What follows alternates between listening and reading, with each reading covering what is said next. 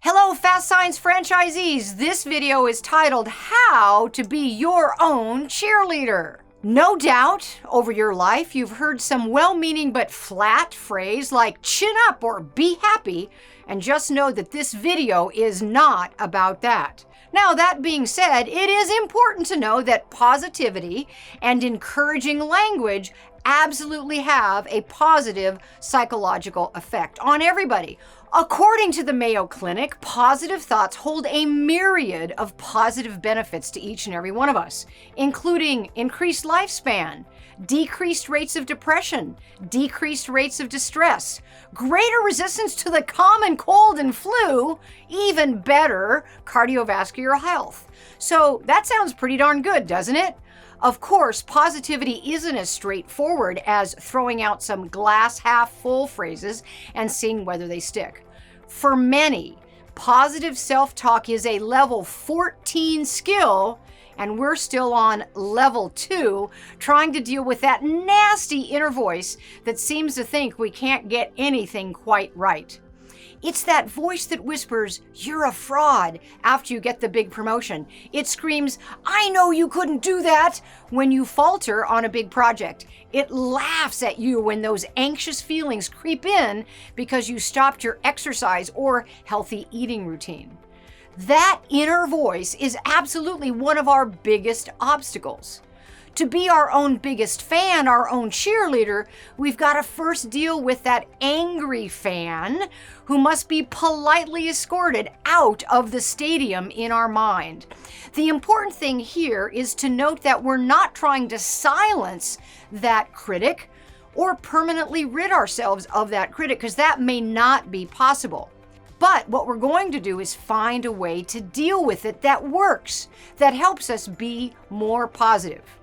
The goal is to take away the power, to take away the microphone from that negative inner voice and to free up the real estate in our own minds. So here are some ways we might do that. They certainly work for me.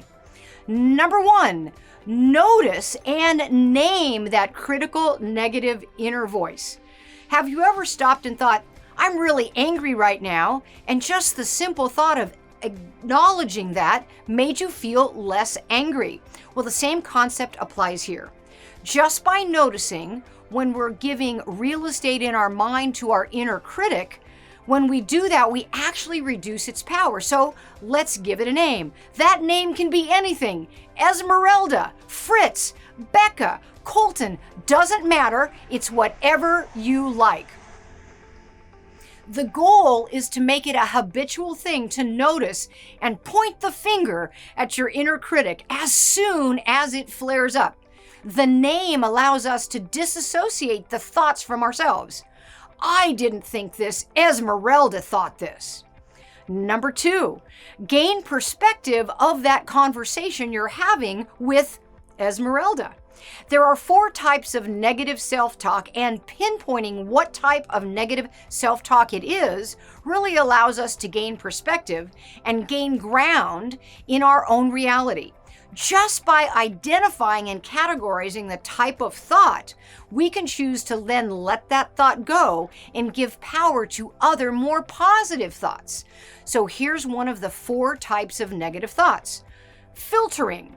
This is when something good happens and Esmeralda filters out every positive aspect of the situation until we're left with some mutant view of the situation.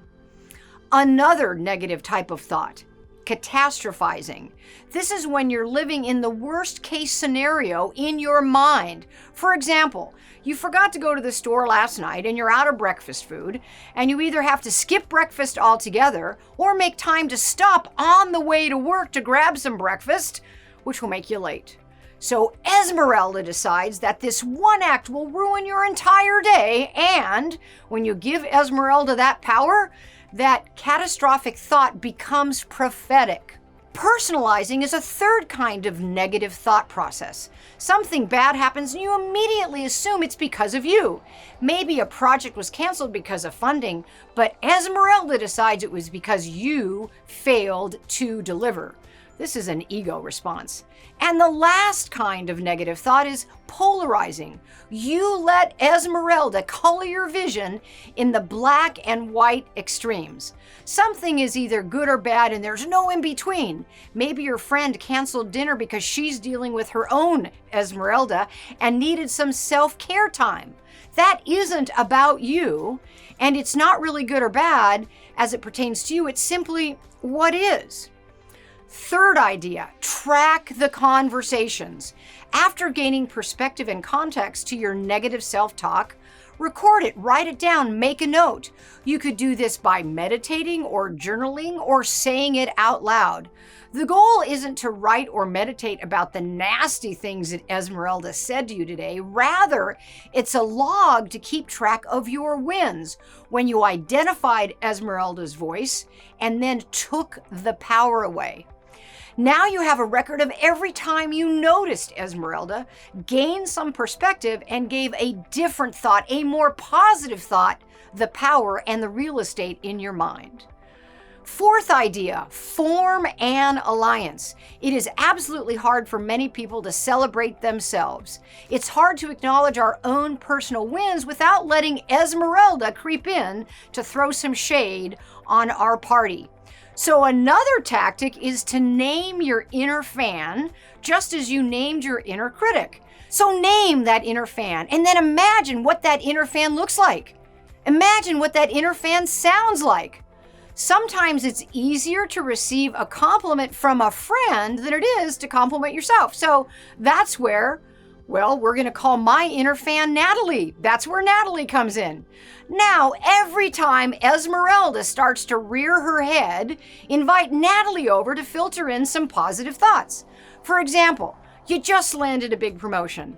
Use steps 1 through 3 to disassociate with Esmeralda, who might be saying, well, you didn't really deserve that promotion, you're a fake, you're a fraud, and then ask Natalie to identify 3 positives to focus on. I've really been doing very well at work. I really did a fantastic job on those 3 projects, and I've mentored a coworker. Those are positive things Natalie can tell you about. Now, you might feel silly trying this strategy, but I would give it a try just to see if it works. What's most important is that you're making positive self-talk a priority and working through various strategies until you find one that works for you. It is absolutely worth a try, at least for a week. So try naming that inner critic and that positive inner fan, give them 2 separate names, and try it for a week and see if it helps you listen to that positive inner voice. Why? Because positive thoughts hold a myriad of benefits, including longer lifespan, decreased depression, greater resistance to cold and flu, and who doesn't want all of that? Thank you.